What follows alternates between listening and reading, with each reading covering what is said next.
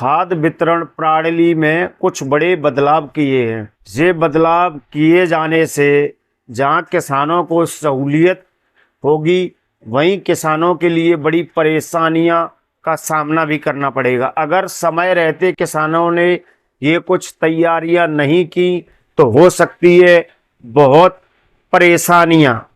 नमस्कार, मैं सोनू सिंह। अगर आप किसान हैं तो ये वीडियो आपके लिए बेहद ज़रूरी होने वाला है। ई विकास पोर्टल पर आपको सबसे पहले पंजीयन कराना होगा। आपको ई विकास पोर्टल पर खाद का पंजीयन कराना होगा। फिर आपको ई विकास पोर्टल से ई टोकन मिलेगा। उस टोकन से अब आपको लंबी लंबी कतारों में घंटों लाइन में नहीं लगना है। जो आपको टोकन दिया जाएगा उसी टोकन के माध्यम से आपको आसानी से खाद मिल जाएगा, उपलब्ध कराया जाएगा। लेकिन इस ई टोकन के कुछ जो नियम है वो बेहद जरूरी है जानना।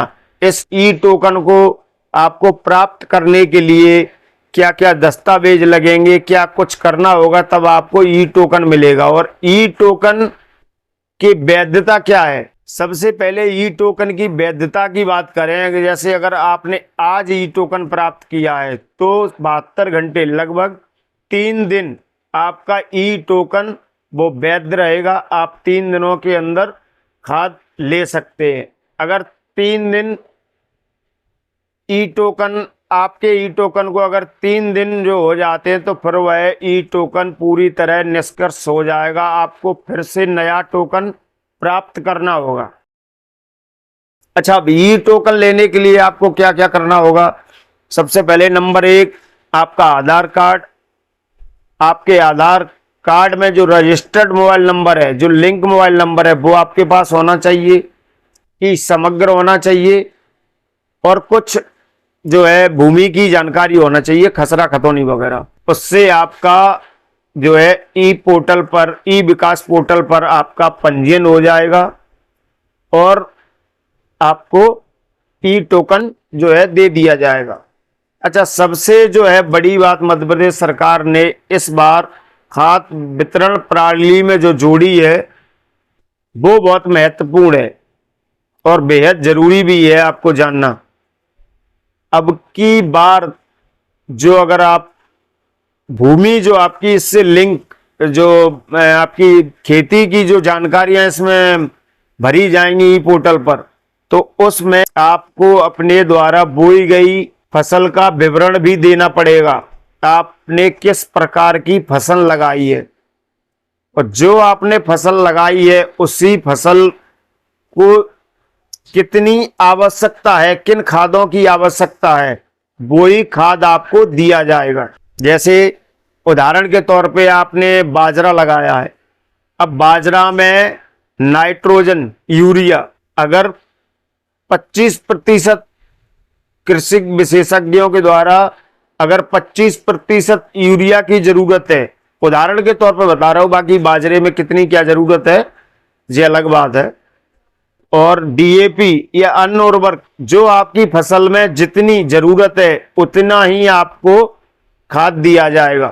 अब सरकार का कहना है कि इससे कालाबाजारी रुकेगी और जमाखोरी रुकेगी। मतलब सरकार भी, मध्य प्रदेश सरकार भी इस चीज को मानती है कि खाद की कालाबाजारी होती है और खाद की जमाखोरी भी चरम सीमा पर है मध्य प्रदेश में।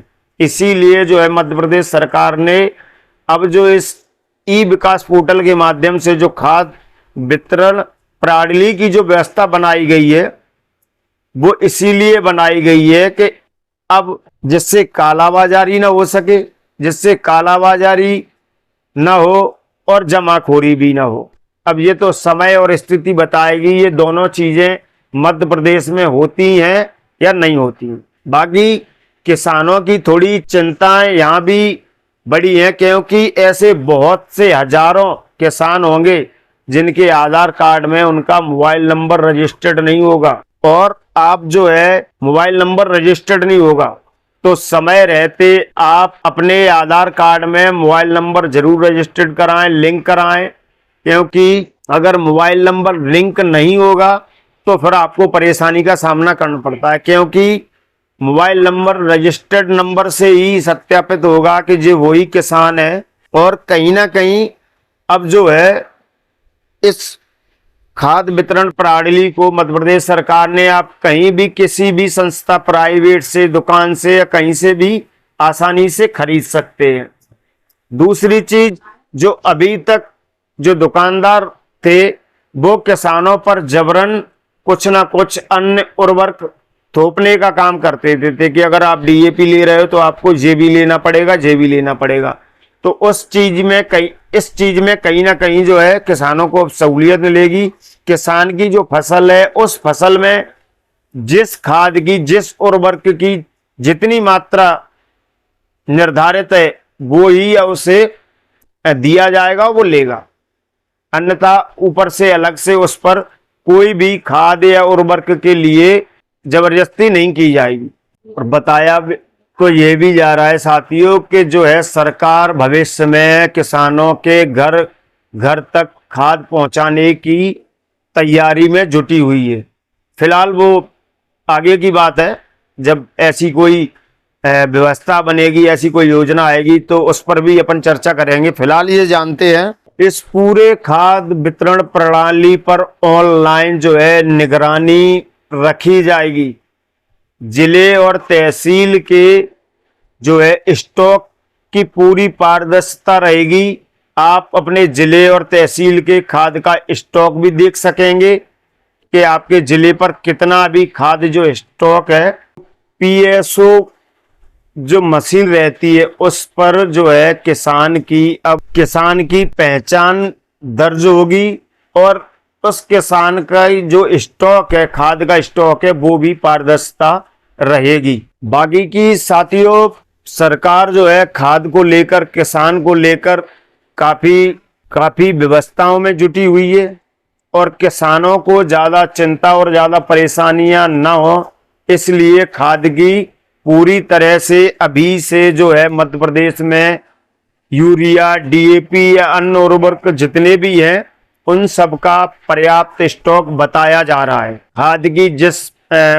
खाद की जैसे कि पिछले वर्ष जो खाद की किल्लत और मारामारी देखी गई थी, उसको देखते हुए अब सरकार ने कहीं ना कहीं एक सख्त रुख अपनाया है और किसानों के हित के लिए, किसानों की फसलों के हित के लिए ई विकास पोर्टल, ई विकास डिजिटल जो व्यवस्था की है वो इसीलिए की गई है, जिस किसान को जितनी मात्रा में, जिस फसल के लिए जितनी मात्रा में खाद चाहिए उतना उसे मुहैया कराया जाएगा, उसे दिया जाएगा। बाकी की जो खरीफ की फसलें हैं, मक्का, सोयाबीन, धान, इन सब के खाद वितरण प्रणाली जो है जून से शुरुआत हो जाएगी। जिन किसानों को खाद की आवश्यकता है वो अपने सभी दस्तावेजों के साथ सीएससी जो कॉमन सेंटर, सीएससी सेंटर होते हैं उस पर जाकर वहां से भी अपना रजिस्ट्रेशन करा सकते हैं,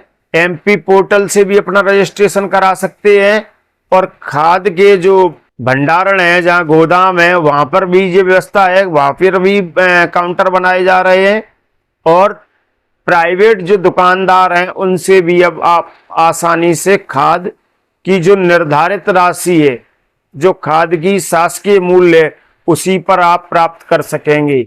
अब आपसे कोई भी दुकानदार या कोई भी कर्मचारी या कोई भी प्राइवेट दुकानदार ये अब आपके साथ कालाबाजारी नहीं कर सकता है, अब आपके साथ जो है अवैध रूप से पैसे नहीं ले सकता है।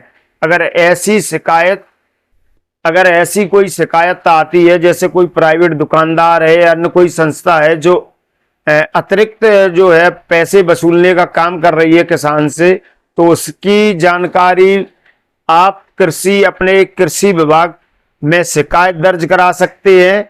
अगर जो है आपकी शिकायत सत्य है और दुकानदार या जो संस्था है वो दोषी पाई जाती तो उस पर सख्त से सख्त कार्रवाई भी की जाएगी। बाकी की मैं एक बार पुनः सभी किसानों को, प्रदेश के अपने सभी किसानों को बताना चाहूंगा कि समय रहते जितने भी जो दस्तावेज हैं अब जो खाद्य प्रणाली में वितरण प्रणाली में जो अब दस्तावेजों की जरूरत होगी आपको, वो एक बार पुनः आप, बाकी की आपको यह जानकारी जानकर कैसा लगा तो आप वीडियो को लाइक और कमेंट में अपनी प्रतिक्रिया जरूर दीजिए। किसानों के लिए मध्य प्रदेश सरकार के उठाए गए ये कदम अब कितने जो है राहत या समस्या बनेंगे, या आप इनमें अभी आप क्या समस्या किसानों की देख रहे हैं, किन समस्या में किसान जो है अभी इनसे आपको किसानों को लाभ होगा या समस्याएं होंगी, तो आप अपनी कमेंट में हमें प्रतिक्रिया दे सकते हैं।